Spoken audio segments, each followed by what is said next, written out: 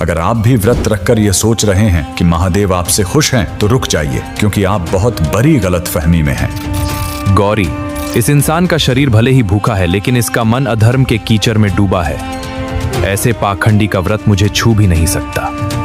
आखिर क्यों महादेव ने एक ऐसे पापी शिकारी को चुन लिया जिसने अनजाने में मांस खाया था? आज व्रत का वो खौफनाक सच जान लो जो आपकी रूह कंपा देगा। ये कहानी है लुलुब्धक नाम के एक क्रूर शिकारी की। उसे न धर्म का पता था न महादेव का। महाशिवरात्रि का दिन था। वो शिकार की तलाश में जंगल में भटक रहा था। भूख से उसका पेट जल रहा था और प्यास से गला सूख चुका था। रात हुई तो वो एक बेल के पैर पर चढ़कर बैठ गया। उसे नहीं पता था कि उस पैर के नीचे एक शिवलिंग है जो सूखे पत्तों से ढका हुआ था। ठंड के मारे वो कांप रहा था। उसने अनजाने में बेल के कुछ पत्ते तोड़े और नीचे फेंक दिए। वो सीधे शिवलिंग पर गिरे। प्यास बुझाने के लिए उसने अपनी मशक से पानी निकाला। कुछ बूंदें शिवलिंग पर गिर गईं।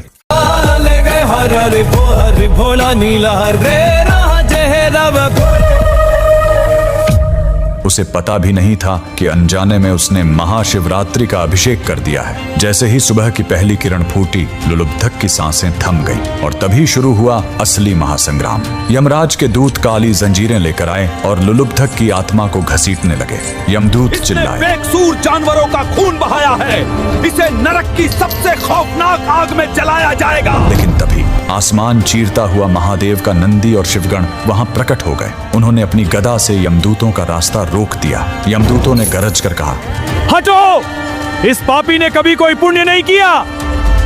शिवगणों ने जवाब दिया, मूर्खो, तुम इसके पाप देख रहे हो, पर हमारे महादेव ने इसके वो 4 पहर देखे हैं जब इसने अनजाने में ही सही अपनी इंद्रियों पर काबू पाया था। इसने वो उपवास किया है जिसे बड़े बड़े ऋषि भी नहीं कर पाते।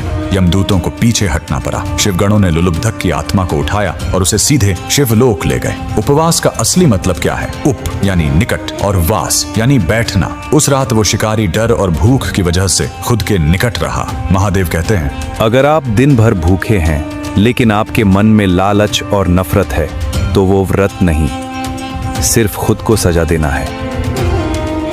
सच्चा व्रत वो है जब आप अपने अहंकार और क्रोध को भूखा रखें। जिस दिन आप अपने मन के बुरे विचारों को खाना देना बंद कर देंगे, उस दिन महादेव खुद आपके द्वार पर आएंगे। अगली बार जब व्रत रखें तो पेट से ज्यादा अपने आचरण पर ध्यान दें। अगर इस सच्चाई ने आपकी आंखें खोल दी हों तो कमेंट में लिखें, सत्य ही शिव है और हर हर महादेव।